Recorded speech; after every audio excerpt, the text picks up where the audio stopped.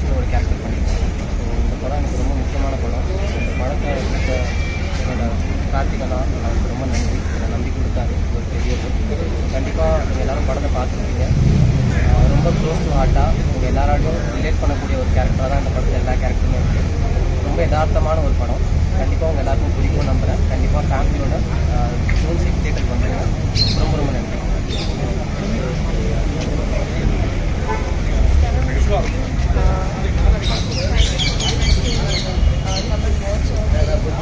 Such an encouragement. I think all of you might have felt some kind of an emotion or some kind of an attachment with the film's story, and that is what we need to tell everyone. Please come and watch a movie.